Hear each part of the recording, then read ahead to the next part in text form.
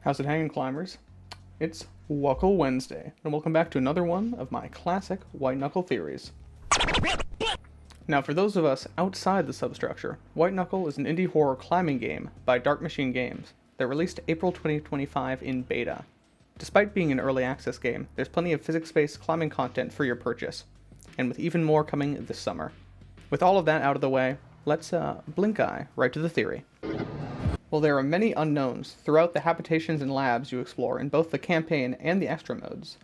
One lore question has remained a bit underground, despite being front and center. Who is the player character? To figure this out, we're going to only look at what we can find in-game and from direct developer statements, ignoring fan art and common player headcanons. So, what do we really know about the climber?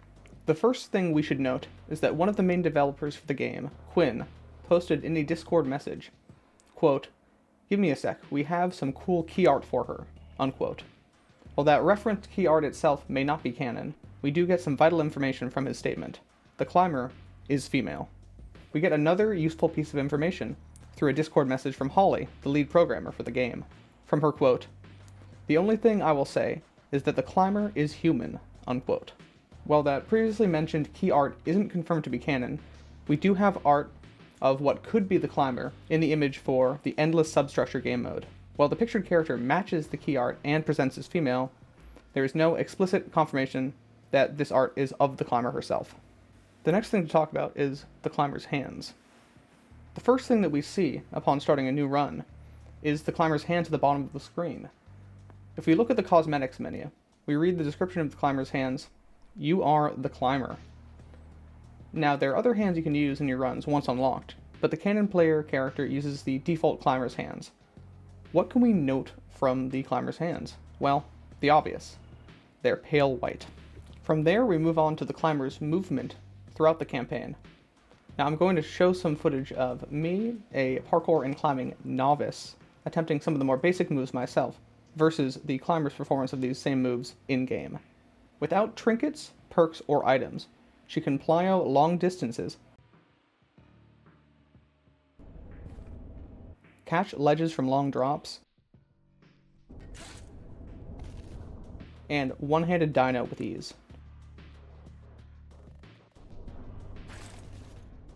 Not only that, but in only about 11 seconds, her stamina is fully regained and she can do it all again without any issue. This shows that she has the build of a rock climber. Lean, but quite physically strong, and with good high-intensity cardio. It takes a lot of bodyweight exercises and a consistent stretching regimen to get in that kind of shape, and I know for sure I'm not. So, after all that, what do we for sure know about the climber?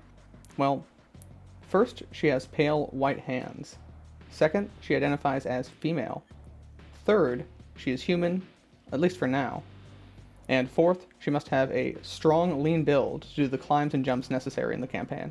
Now, with only that information, and no fan art, no headcanons, who could possibly fit all of these traits? A human woman with pale white skin that has the build of a calisthenics and a yoga practitioner.